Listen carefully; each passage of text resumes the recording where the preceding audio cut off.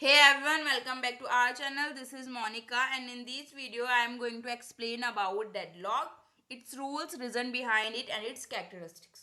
इसमें हम ये सब कवर करने वाले हैं इस वीडियो में, तो एंड तक वीडियो जरूर देखना, ठीक है। तो डेडलॉक का एक रियल लाइफ एग्जांपल ले लेते हैं, ट्रैफिक जैम, कि जहाँ पे क्या दो गाड़ियाँ स्टक हो जाती है यानी फंस जाती हैं, ठीक है। वहाँ पे जैसे हमारे पास सपोज करो लेफ्ट साइड से भी कार आ रही, राइट साइड से भी कार आ रही है। वहाँ पे रिसोर्स क्या है? रोड है। क्या है? रिसोर्स रोड है, ठीक है। एंड दोनों वेट कर रही है कि पहले कौन सी वाली कार मूव करेगी, ठीक है। तो यहाँ पे क्या हो गया? ट्रैफिक जैम लग गया, यहाँ से भी गाड़ी अटक गई, यहाँ से भी अटक गई, रिसोर्स एक ही था, ठीक है। तो ये क्या था हमारे पास? डेडलॉक की सिचुएशन थी रियल लाइफ में, ठीक है। अब देखते हैं ऑपरेटिंग सिस्टम में कब डेडलॉक लगता है। जब हमारे पास क्या होते हैं? एन नंबर ऑफ प्रोसेस होती हैं, ठीक है। और रिसोर्स क्या है? लिमिटेड है। रिसोर्स तो भाई लिमिटेड ही होंगे, प्रोसेस तो कितनी भी हो सकती है ना। रिसोर्सेज आर लिमिटेड लेकिन प्रोसेस आर अनलिमिटेड। तो सपोज करो हमारे पास क्या है? तीन प्रोसेस है। एज एन एग्जाम्पल हमारे पास क्या है? तीन प्रोसेस है, P1, P2 and P3। And resource हमारे पास अभी एक ही रिसोर्स है, R1, ठीक है। तो जो P1 है वो अभी R1 को क्या कर रहा है? यूज कर रहा है। P1 आर यूजिंग R1, यानी रिसोर्स को अभी कौन यूज कर रहा है? P1, पहली प्रोसेस यूज कर रही है। एंड R2 एंड R3 कहाँ पे? हमारी वेटिंग स्टेज में। वेटिंग स्टेज में यानी वेटिंग स्टेट में। तो अब देखो यहाँ पे क्या सिचुएशन अराइज होगी? डेडलॉक की। जब एक प्रोसेस क्या कर रही है? रिसोर्स यूज कर रही है and further process are also waiting the same process, यानी सॉरी सेम रिसोर्स, कि जो हमारी प्रोसेस है वो सेम रिसोर्स का वेट कर रही है कि कब हमारे लिए रिसोर्स खाली होगा। जब P1 पूरी तरह से एग्जीक्यूट हो जाएगा, ठीक है, तब P2 की चांस आएगी, देन P3 की, देन P4 की। तो ये तो हमारी डेडलॉक यहाँ पे अराइज जाता है जब हमारा रिसोर्स एक प्रोसेस क्या कर रही होती है? यूज कर रही होती है एंड फर्दर प्रोसेस वेट कर रही होती है सेम रिसोर्स का।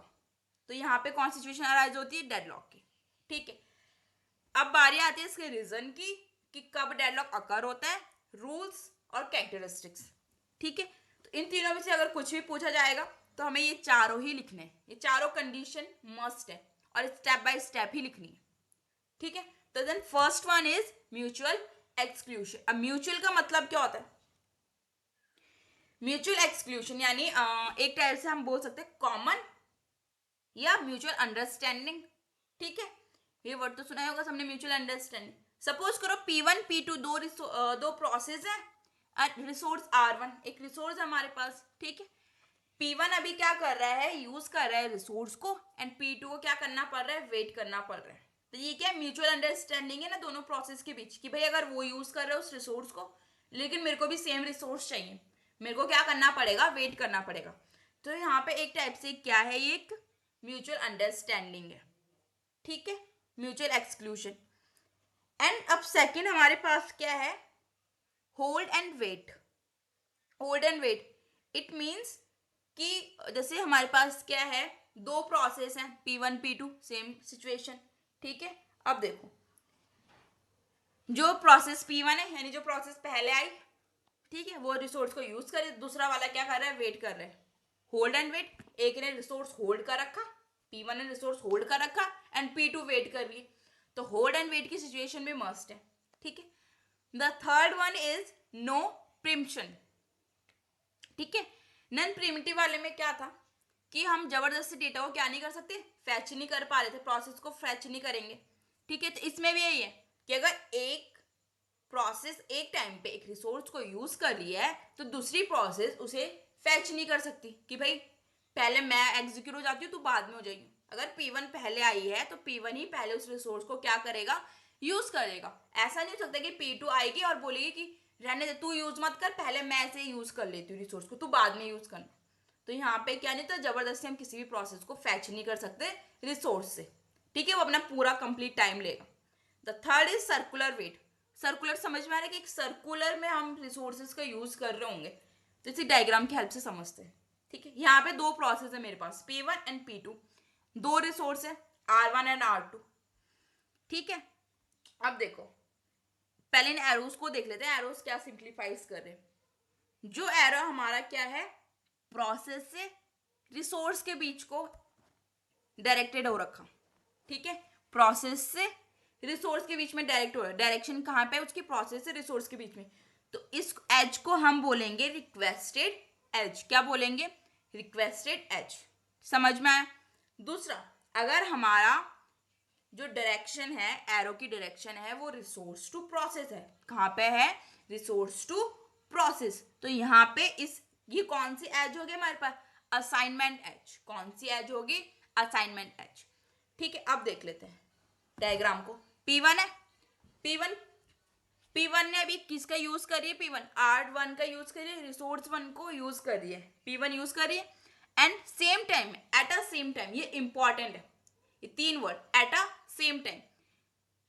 एट अ सेम टाइम वो रिसोर्स 2 को भी क्या कर रखा, उसने रिक्वेस्ट डाल रखी, उसको भी उसने यूज करना है, R2 का भी वेट कर रही है।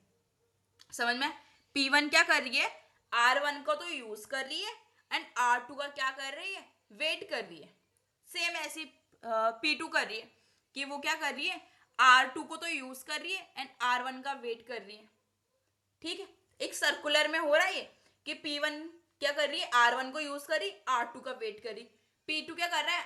R1 R2 को यूज कर रही है एंड R1 का वेट कर रही है। तो यहाँ पे डेडलॉक हो गया।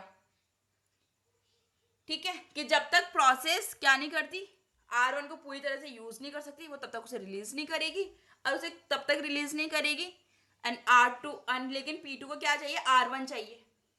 समझ रहे हो? एंड P1 को R2 कब मिलेगा? जब P2 पूरी तरह से R2 को यूज कर लेगी। तो यहाँ पे जैम लग गया। समझ लो कि ऑपरेटिंग सिस्टम में जैम लग गया, एक तरह से ऑपरेटिंग सिस्टम में क्या लग गया? जैम लग गया।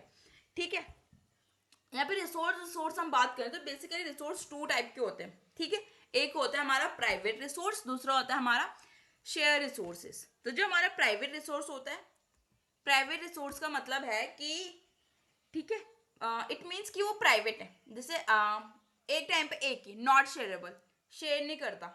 यहाँ पे हम क्या नहीं करेंगे? शेयर नहीं करेंगे। ठीक है, लाइक हमारा खुद का, जैसे हमारा फोन है, ये हमारी बाइक है, हमारी कार, तो वहाँ पे हम यूज तो वो हमारी है ना।